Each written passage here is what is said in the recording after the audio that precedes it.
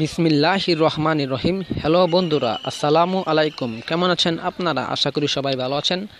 বন্ধুরা, আজকের টিউটোরিয়ালটি হলো কীভাবে আপনারা একটি ডাচ বাংলা অ্যাকাউন্ট খুলতে পারবেন, Dutch Bangla bank mobile banking অ্যাকাউন্টটা খুলতে পারবেন। তো বন্ধুরা, কিভাবে আপনার অ্যাকাউন্টটা খুলবেন, আপনার কী লাগবে, একেবারে আপনার এটিএম থেকে শুরু করে এটিএম, ডিপিএস, আপনি যা যা চান, তো আপনি সকল প্রকার অ্যাকাউন্ট, সকল প্রকারের সেবাগুলো আপনি পেতে চান, তাহলে আপনার কী কী লাগবে এই সবগুলো আমি আপনাদেরকে দেখিয়ে দেবো। তো বন্ধুরা, কথা না বলে চলুন শুরু করি আজকের টিউটোরিয়ালে।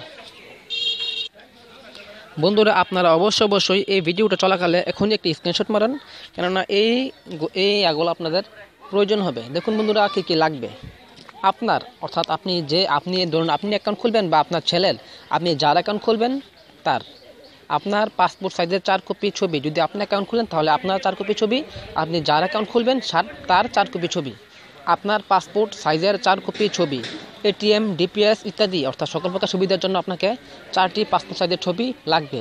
ছবিগুলো সত্যায়িত না হলে হবে না। ছবিগুলো সত্যায়িত করতে আপনাকে ব্যাংক থেকে সত্যায়িত করে দেবে, বা আপনি যদি নিকটস্থ এজেন্ট থেকে খুলতে চান, এজেন্ট ব্যাংকিংয়ে খুলতে চান, তাহলে এজেন্ট ব্যাংকিং থেকেই আপনার ছবিগুলোকে তারা সত্যায়িত করে দেবে।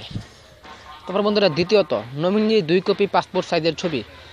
নমিনির ছবিগুলোকেও তারা সত্যায়িত করবে, তবে আপনাকে নমিনির ছবিগুলোর মধ্যে উপরে লিখবে নমিনির নাম এবং নিচে লিখবেন আপনার একটি সিগনেচার। নমিনির সিগনেচার প্রয়োজন হবে না। তারপর দেখুন 3 নম্বর কি, আপনার এনআইডি কার্ড, অর্থাৎ আপনার এনআইডি কার্ড বলতে আপনার ভোটার আইডি কার্ড বোঝানো হয়েছে।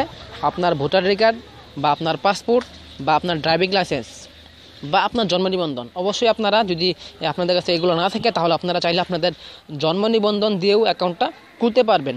তো বন্ধুরা, জন্ম নিবন্ধন দিয়ে খুলতে আপনার বয়সটা অবশ্যই 18+ হতে হবে, 18-র উপর হতে হবে। আর 18-র উপর না হলে কোনো সমস্যা নেই, আপনারা জন্ম নিবন্ধন নিয়ে এজেন্ট ব্যাংকিংয়ে দেখা করবেন, তাহলে তারা আপনার বয়সটাকে একটু বাড়িয়ে 18 বছর উপরে করে দিবে।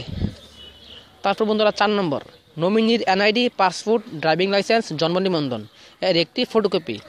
নমিনির বয়স 18 বছরের কম হলেও কোনো সমস্যা নেই, বেশি হলেও সমস্যা নেই। চাইলে আপনি আপনার বাবার এনআইডি কার্ড কিংবা জন্ম নিবন্ধন যা আছে, আপনি আপনার বাবাকে বা আপনার ছোটো ভাইকে বা আপনার ছেলেকে দিতে পারেন, কোনো সমস্যা নেই। নমিনির একটা ফটোকপি, 1 কপি ফটোকপি লাগবে। তারপরে দেখুন 5 নম্বর, আপনার বয়স অবশ্যই 18+ হতে হবে। বন্ধুরা, বয়স লাগবে 18+, 18 বেশি লাগবেই।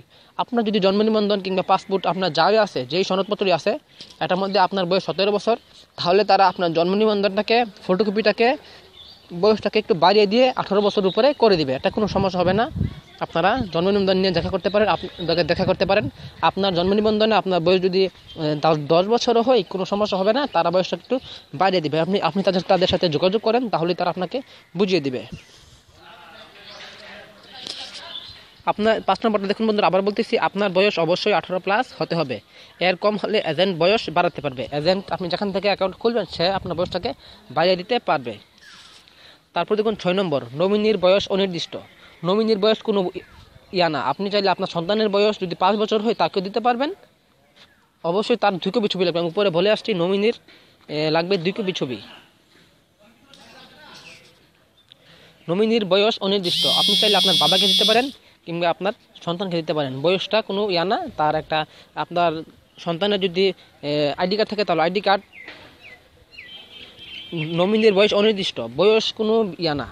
আপনি উপরে বলে আসছি বন্ধুরা, নমিনির ড্রাইভিং লাইসেন্স, এনআইডি, পাসপোর্ট, জন্ম নিবন্ধন এর একটি ফটোকপি। এখানে বন্ধুরা নমিনির বয়স অনির্দিষ্ট বলছে। নমিনির বয়সটা কোনো বিষয় না, আপনারা যদি জন্ম নিবন্ধন দেন তাহলেই হবে, বা আপনি তাহলে আইডি কার্ড দিলেও করতে পারেন, কোনো সমস্যা হবে না। তারপর দেখুন বন্ধুরা, 7 নম্বর, আপনার অ্যাকাউন্টে প্রথম 500 টাকা জমা দিতে হবে। আপনার অ্যাকাউন্টে যখন খুলবেন, তখন তাদের শর্ত অনুযায়ী 500 টাকা জমা করতে পারবেন। বা আপনি যদি চান যে 500 টাকা নাই, আপনি চাইলে 200 টাকা কিংবা 300 টাকা কিংবা 400 টাকা কিংবা 500 টাকা কিংবা 1000 টাকা, যত টাকা মন চাই জমা করতে পারেন, এবং পরবর্তীতে আপনি এই টাকা উঠাতেও পারবেন। আবার বন্ধুরা, যদি পরবর্তীতে আপনি অ্যাকাউন্টটা বন্ধ করে দিতে চান, তাহলে আপনি এই টাকাটা তুলে অ্যাকাউন্টটাকে বন্ধ করতে পারবেন। তারপর বন্ধুরা আছে 8 নম্বর, এজেন্ট ব্যাংক। আপনি যে এজেন্ট থেকে খুলেন কিংবা ব্যাংক থেকে খুলেন, সেই এজেন্টকে সেখানে কোনো প্রকার আলাদাভাবে কোনো প্রকার ফি দিতে হবে না। অ্যাকাউন্ট খোলা একদমই বিনামূল্যে। তো বন্ধুরা, 9 নম্বর, নমিনির কোনো সিগনেচার বা আঙ্গুলের ছাপ লাগবে না। নমিনিকে আপনাকে নমিনি না গেলেও হবে, আপনি গিয়ে আপনার অ্যাকাউন্টটা খুলে আসতে পারবেন। আপনাকে তারা প্রায় 5 থেকে 7টা সিগনেচার নেবে, আর আপনাকে অ্যাকাউন্ট খোলার সময় একটা আঙ্গুলের ছাপ নেবে। আপনার একটা আঙুলের ছাপ নেবে, নমিনি কোনো প্রকার সিগনেচার লাগবে না। তো বন্ধুরা আপনারা অবশ্য প্রথমে এখানে একটা স্ক্রিনশট দিবেন, তাহলে যখন এরকম একটা ইন্টারভিউতে আসছি তখন এইভাবে একটা স্ক্রিনশট দিয়ে নেবেন।